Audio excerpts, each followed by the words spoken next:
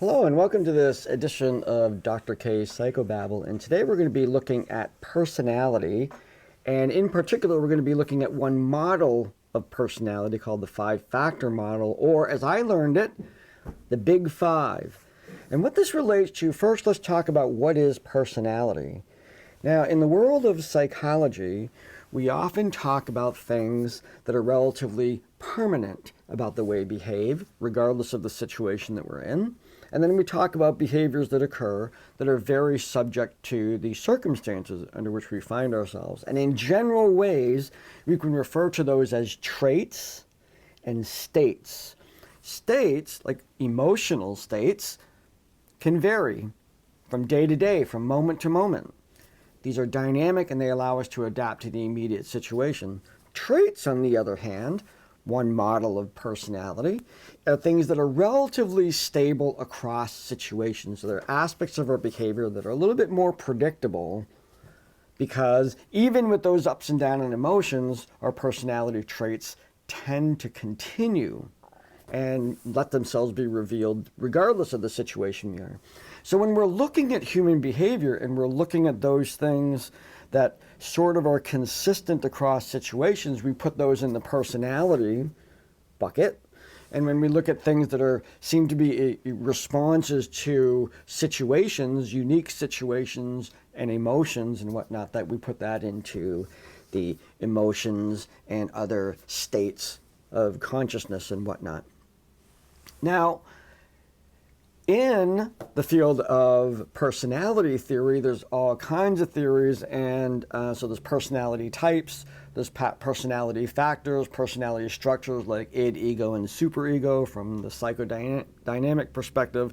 But probably one of the most, I would say, more empirical ways in which we measure personality is through personality traits. And there's all kinds of personality trait theories. Now, personality trait theories were originally researched very systematically by looking at words in a given language that describe people's behavior, and then having people rate themselves or others based on those words. How well do those words describe them? And then through statistical analysis, seeing how those words group together. So if I said, this person is friendly, and I also said this person is enjoyable, the two words I might use to describe somebody, the statistics said that oftentimes the people who got friendly also got enjoyable. So those go together, and maybe they group together into larger categories. They say, people who have this particular personality trait tend to be described with these kinds of words, and then these kinds of words, and then these kinds of words. And over the years, the different theories have come up with all kinds of different of those categories. Now, regardless of that, however, through all those theories, when research has actually looked at all those theories and did what we call a meta-analysis, basically looking for the trends across research projects, they found that there were five that tended to appear in almost every theory that was out there. And those five, what I learned were the Big Five, or the five-factor model, are the five personality traits that we're going to be talking about today. So let's take a look at this model. So here we have the personality sitting in the middle here, and we have the five traits going on around them. Up on the top, we have openness going clockwise. We have conscientiousness, extraversion, agreeableness, and neuroticism. These are those big categories. These are not the individual. We can say someone's open, we can say someone's neurotic, but what these actually refer to are whole sets of terms that have been grouped together. They tend to correlate with one another. They tend to, if somebody's high on one of these words, they tend to be high on the other ones. And statistically, they came up with these groupings and then put the name at the top, let's say, for openness, or openness to experience. So what I want to do, let's take a little bit of time and look at each one of these and see what they mean. And the first one is openness. Now that first one is what we tend to see in individuals is they enjoy artistic and cultural diversity. They like different foods. They may go into restaurants and order things that they've never had before instead of, the same thing all the time. And they have unconventional ideas. And to kind of bring this together a little bit, what I did with this information was I said, what if you had this person on vacation? What would that be like? What would the behavior of that individual look like? And we'll see that the person on vacation wants to eat at all the different restaurants, try all the different foods, buy the things from the vendors, and they want to go to all the different places. And there's a diversity in that. It might not just be the music things that they want to do. They want to do the museums. They want to do the cultural events, the things that are maybe the boatyard or whatever. They'll just do anything. They're kind of just always into that, going out and exploring things, and they're open to new ideas and new experiences. Now, I got to get my graphics set up right here so that everything looks correct. So the next one we're going to look at going around here, we have conscientiousness. And people who are conscientious, they tend to be goal-oriented in their behavior. They're highly organized in many ways. These are the individuals who you go to their house and things are where they need to be. But people who are high on this, these are gradient scales. You could be a little conscientious and you're not, that uptight about it. But the people who are very conscientious, they like things to be just so. They organize their bills in folders. They have, maybe when they're in school, they have a separate notebook for each class. If this is you, bells are going off right now, and you know what I'm talking about. And they're also, conscientiousness goes in terms of dealing with other people. They're careful that assured everybody is heard. Now, when you're on vacation with this person, this is the individual that has the itinerary. We're going to go here, then we're going to go there, and we're going to go there, and then next place, and they sort of have, and they sort of need that. They want to organize the day to make sure that we can get things in. Now, further, if they're really into this, probably that itinerary is in a folder, and they like to color coordinate things. They like to, this is the folder for Monday, this is the folder for Tuesday. This is sort of little, well, on the extreme, you might think of OCD, but, a little bit of OCD is really helpful on a vacation. You don't want just willy-nilly, otherwise you won't be able to get something. So it's a really good person to have. Now, I do have a story. There was when my brother and his wife went to Hawaii one time, and the individual that came along with them had the itinerary, and it was to the point of time. What time will they leave the restaurant so they can walk? They actually had Googled the walk to make sure they could get to a particular place at a particular time. This didn't work. That was a little too much. And so the first couple days were very contentious, and then they worked out, how they're all going to enjoy that particular vacation. So the next one we look at is probably the most commonly known of the big 5 personality traits, and that is extraversion.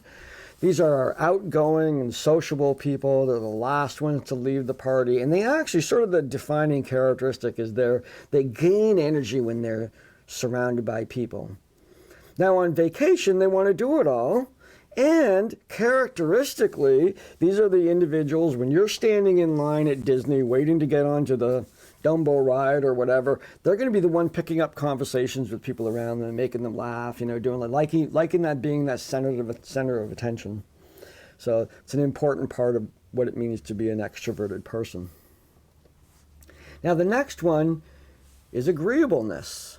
Now, agreeableness is they're the likable people. They're cooperative, they're helpful, they recognize when people, they might be in a group and people decide and they're going to be, we're going to go do this next. And they'll be the one that's going to see that individual and like, hey, wait a minute. Hey, Becky, are you really into this? Are you going to do this? Do you want to do this? What are you worried about? And that will give Becky an opportunity to say, well, I'm actually really hungry right now. Can we go eat first? And they're the person that kind of brings that together.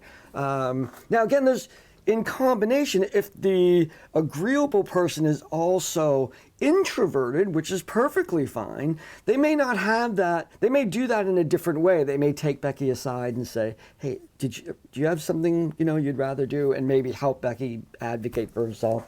And so, but in the end, we like these people, very likable. When they're on vacation, they happily go along with, they just like being around people, and, being around people might actually be the thing that they're there for, secondary or at least unequal with the activities that they're doing.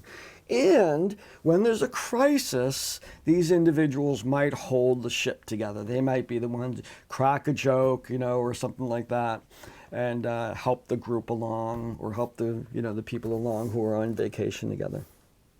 Next one. Neuroticism, probably the one that, is the most contentious of all these. This person tends to get stressed easy. They're uneasy with transition and change, and they're often critical, those kinds of things. Now, we have to look at this in combination with the other personality traits. So if you had a conscientious person who was also neurotic, you'd have a person that, I need this structure, and change to that structure is going to stress them out. That kind of neuroticism can become a bit of a barrier. If they're extroverted, they make everybody known. They're the individual that can be the damper on the party. They're the individual that says the thing that, like, why did you have to say that? And so people who are high on that neuroticism place. Now, on vacation, they might complain about the lines, while the agreeable person and the extroverted person are conversing with other people in the line, they're complaining. And they might also be critical about cultural differences, comparison, and like, well, this is it's a good meal, but the way they use spices, I think that's wrong. And, these kind of a downer to that. So, as we end our little discussion here about the Big Five personality test, my examples have been, what do people look like when they rank high on these? We can also look at this from the inverse, and those are not necessarily negative. So a person who's open to experience, let's say, scores high, we described that, but if somebody scores low, they might not be interested in doing widely different things. There's certain things they might not. They're very particular in what they like, and when they go to the restaurants, they order the same thing. And we can accommodate for that. You can make sure that that's kind of available for the individual when they're on vacation. The conscientious one, this is the individual, maybe they're a loose cannon. They just want to go and do and improvise and do whatever they want. You think about that in different contexts. Think about that maybe in a musical context. We're looking at the classical musician being very conscientious, and maybe the jazz musician being very unconventional, and they just do whatever they feel. Of course, there can be some negative aspects in terms of personality when they're dealing with other people. Now, extroversion and introversion is probably one of the ones that gets the most kind of flack, and the individuals who are introverted are considered shy, and they don't necessarily always get the word into the conversation. But oftentimes they're the people that are thinking the most deeply about things. And if there's individuals around that can recognize the value of those thoughts and help them express them in a way that doesn't put them in that extroverted role, well, there you go. That's going to be an add to your group.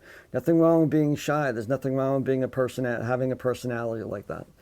Agreeableness, obviously, we're looking at the opposite as the unlikable person. The person who, that kind of thing, that's not always fun. So you kind of have to contend with that. And also, of course, in terms of neuroticism, the opposite is the freewheeling, they don't get stressed. Nothing. Everything's like water off a duck's back or something. They don't get. And that kind of person could potentially, if they have openness, conscientiousness, and extroversion going along, that's the leader on your group. The person who's not going to get stressed out, and they're going to be able to help people make through those transitions that might be stressful. So that's an introduction to this one model of personality. Again, these are aspects of our personality, aspects of our behavior, that are consistent, relatively consistent across situations. Of course, emotions can come in and throw us off our rails, and we can act uncharacteristically. And that would be something like a state. We got into a state, and therefore we acted differently. And we see this when people under strain, when they have emotional baggage, when there's trauma going on, certainly, and of course under the influence of substances. You'll see individuals in an altered state of consciousness will not always act the way that their personality would dictate. So that's it for today. And I hope you learned a little bit about personality. I hope you saw yourself a little bit in there and maybe saw some of your friends and family. And share this video with them. And don't forget to subscribe. And I will see you the next time.